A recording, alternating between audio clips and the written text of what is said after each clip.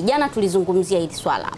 Nadhani wametujibu kile ambacho tulikuwa tumekiomba, sawa? Okay, yes. Sisi jana tuliomba kwamba mamlaka itenge visima ambavyo vitaweza kusaidia kuhifadhi maji hata kama ni ya mvua, sawa? Lakini sasa wao DAWASA wamekuja na njia nyingine, ni kama kutupa ushauri sisi wa Tanzania, sawa? Naisoma kama ilivyo. Mamlaka ya maji safi na usafi wa mazingira Dar es Salaam DAWASA imewataka watumiaji wa maji kujenga utamaduni wa kuhifadhi maji ili kuweza kupunguza adha ya ukosefu wa maji, wakati ambao mamlaka zikiendelea kutatua suluhu za muda mfupi na muda mrefu. Sawa? Lakini huyu ni afisa mtendaji mkuu wa DAWASA Mhandisi Mkama Bwire. Yeye amesema kwamba siku ya leo katika mkutano wa DAWASA, mkutano wa wariri wa vyombo vya habari, kulikuwa kuna mambo ambayo anataka kutuelezea. Kwa hivyo nadhani tukaungane na afisa mtendaji mkuu wa DAWASA Mhandisi Mkama Bwire akitujuza kuhusiana na swala la utunzaji maji katika kipindi hiki cha changamoto za maji. Maeneo kama ukienda maeneo ya Manzese, maeneo kama ya Magomeni, maeneo labda ya Mblahati, Sinza, yale alikuwa anapata maji kutoka mtambo wa Ruvu Chini, sasa imeathirika.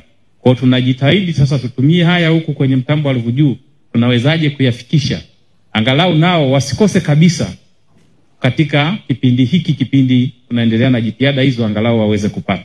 Hicho ndio kinachofanyika. Sasa kwa kufanya hivyo unajikuta nako unaathiri maeneo mengine ya Kibamba, maeneo ya Mbezi, Kimala, ambayo yalikuwa yanategemea yale maji kusudi kuweza kugawa hayo maji kidogo yaliyopo. Hicho ndicho tunachoendelea nacho.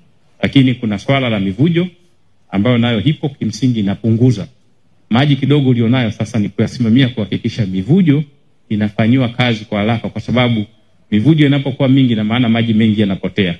Kwa hiyo hili nalo lazima tuidhibiti kuweza kuhakikisha kwamba tunalifanyia kazi kwa haraka, na tumejipanga kwenye hilo. La ngine ni la kutoa elimu, na hili tutaomba sana tuendelee kushirikiana kutoa elimu kwanza ya uhifadhi wa maji kidogo tunayoyapata, at least kupitia vyombo kama ni matenki, hata kama yakitoka mara moja tuweze kuyahifadhi, lakini na matumizi bora ya maji hayo yanayopatikana. Hapa ni mfano kama huyu ameshakinga maji kwenye tenki lake, tunaamini kwamba akiweza akayatunza, akayatumia siku ambayo yamepatikana, akayatumia siku 3, 4 hadi 5, yakitoka tena anaweza akapata maji nako akakinga. Na lazima tujenge utamaduni huu wa kuwa tunahifadhi, kwa sababu hatuwezi tukawa na 100% kwamba tutakupa.